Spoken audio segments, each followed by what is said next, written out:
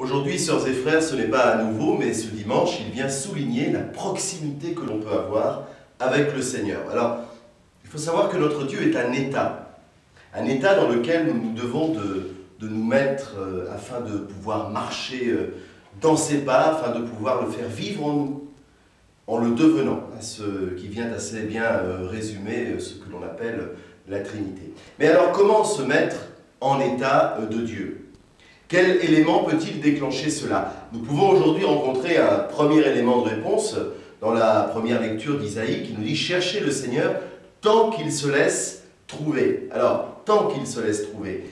Vous savez, nous déclenchons toujours l'état dans lequel nous nous trouvons parce qu'à la base, eh bien, nous cherchons cela.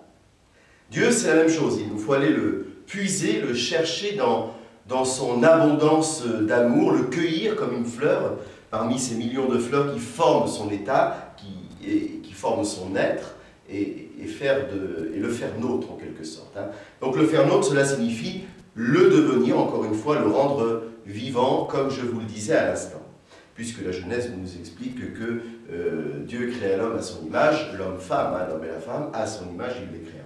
À la fin de l'évangile et à la fin des évangiles qui nous intéressent ici, que l'on appelle des évangiles synoptiques, nous nous retrouvons au cœur même de ce que nous appelons, probablement à tort, mais ce n'est que mon avis, le jugement de Dieu. Probablement à tort si nous ne mettons pas des guillemets à cette expression de jugement. Car sur quelle base Dieu peut-il nous juger? Et nous jugera-t-il seulement? Ça, c'est aussi important de le souligner. Alors Dieu et son jugement, vous savez, ça a fait couler beaucoup d'encre. Malheureusement, ça a fait couler aussi beaucoup de sang en 2000 ans d'histoire de l'Église, ce qui est plus grave. Et pour moi, je continue à vous dire que Dieu n'est pas un juge pourtant, et qu'il ne jugera personne selon la conception qui est la nôtre du mot justice. Et non déplaise aux prophètes et donc à tous ceux qui ont pensé un seul instant que cela pouvait arriver. Dieu n'est pas un juge, Dieu est amour. Ce que dit Isaïe aujourd'hui dans cette lecture, c'est évidemment la référence qu'utilisera le Seigneur face à Pierre. Nous nous en souvenons il y a quelques semaines déjà, en lui disant qu'il était prétentieux de connaître les pensées de Dieu, mais idolâtre de penser que les pensées de Dieu étaient forcément les nôtres. Et vous savez, sœurs et frères, les choses n'ont pas changé aujourd'hui. Le christianisme est cloisonné entre Rome et son avalanche d'anathèmes et de dogmes tous plus ridicules les uns que les autres, et les multiples églises évangéliques qui, elles aussi, avec une forme complètement différente et plus attrayante, aiment nous montrer un Dieu qui condamne, un Dieu vengeur, un Dieu qui juge en quelque sorte. Alors me direz-vous, il reste ce qu'il y a au milieu dans l'Église, et au final, le milieu est assez vaste, et entre Rome et les évangélistes, il y a des églises qui sont creuses et qui sont frileuses.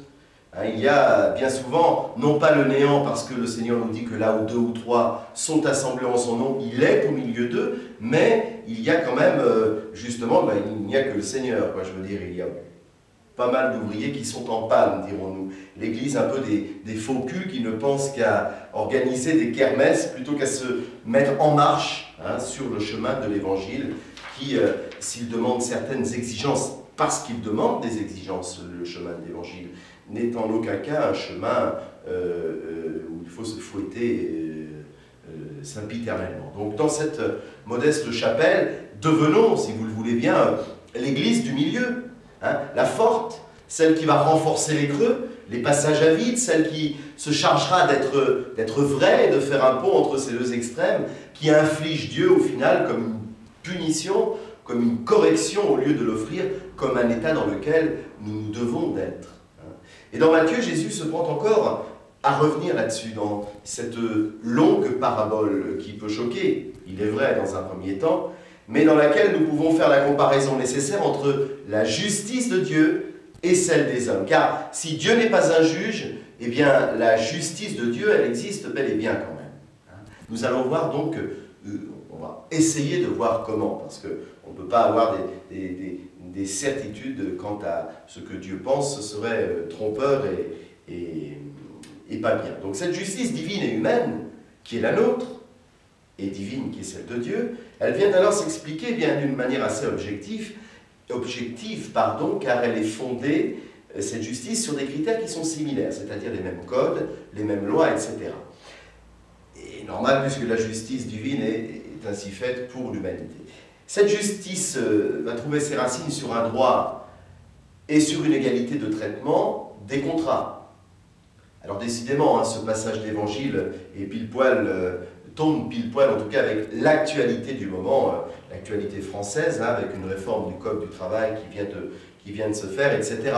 Mais il faut savoir que cette justice qui rétribue, il faut le dire, nous la retrouvons dans l'embauche des ouvriers de la première heure, l'évangile que nous venons d'entendre. Aucun reproche de la part des ouvriers du maître du domaine qui va rémunérer chacun à la fin de la journée comme il en était convenu.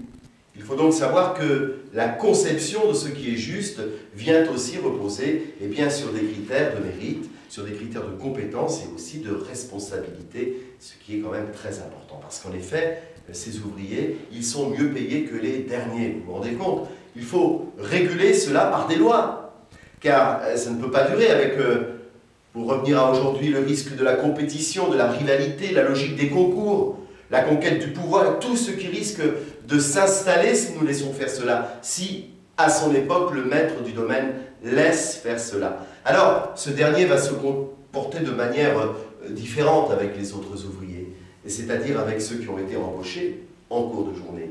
Pas de contrat de salaire précis pour eux. Il leur sera donné ce qui est juste. Et aussi le risque de voir arriver une considération de jugement, il faut le dire, arbitraire.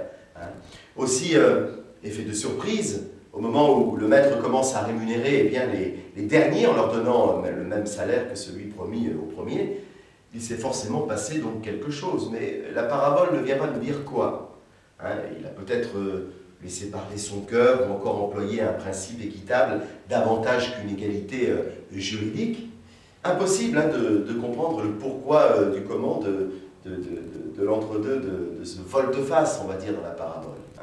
Jésus nous laisse justement le choix de la compréhension à ce moment précis où tout bascule. Au final, parce que c'est à nous de comprendre ce que nous avons à comprendre dans notre propre vie et parmi les gens que l'on peut rencontrer ça et là et les expériences. Alors, c'est sûr que Jean-Luc Mélenchon n'existait pas à l'époque, mais les premiers ouvriers furent en colère et l'ont fait savoir dans le cadre de cette mini-révolte, on va dire. Ils n'ont pas fait la grève, mais c'est une réaction que l'on entend souvent aujourd'hui, le fait de rémunérer des gens un peu plus que d'autres. Il y en a qui travaillent, il y en a qui font des travaux pénibles, il y en a qui font des travaux moins pénibles, etc. Et pourtant, là, le maître de la vigne, il se situe sur un plan différent.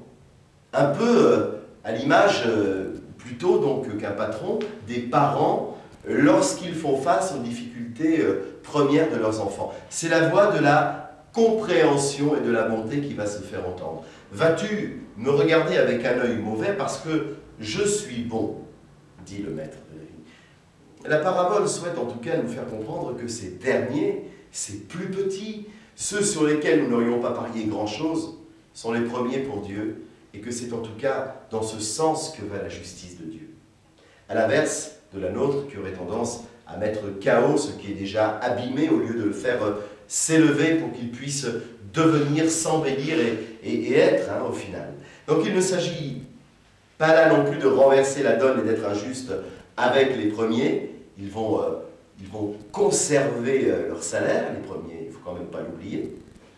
Mais les derniers auront le même, ainsi tout le monde est logé à la même enseigne. On est très sensible, vous savez, sœurs et frères, aujourd'hui à la cause des droits de l'homme, et nous avons raison de l'être. Mais en revanche, la version évangélique des droits de l'homme, la version chrétienne des droits de l'homme, le chrétien passe souvent à côté de la plaque complètement. Et Jésus invite à ajuster la dimension juridique et contractuelle à celle de la bonté et à pratiquer la rivalité de respect les uns pour les autres, à ne pas briser l'élan de la générosité, mais à laisser jaillir l'esprit, comme nous l'expliquait dans la seconde lecture l'apôtre Paul. Donc, Jésus nous invite tout simplement à ajuster les droits de l'homme aux droits de Dieu. Se mettre, pour finir, dans l'état de Dieu. Eh bien, c'est voir la justice différemment, avec de la bonté, avec de la grâce, avec du pardon, de la miséricorde. Souvent, le droit de Dieu étant essentiellement un droit de grâce. Et ce droit respecte les règles, il respecte les contrats, mais il nous invite toujours à les transgresser au nom de l'amour, et d'ailleurs qu'ils soient religieux ou non. Alors, je vais conclure avec cette phrase de saint Augustin qui arrive à bien englober un peu tout cela. Augustin dit « Lorsqu'il s'agira de recevoir la récompense, nous serons tous à égalité, les premiers comme s'ils étaient les derniers comme s'ils étaient les premiers, parce que la pièce d'argent, c'est la vie éternelle, tous jouiront d'une même vie éternelle. » Amen.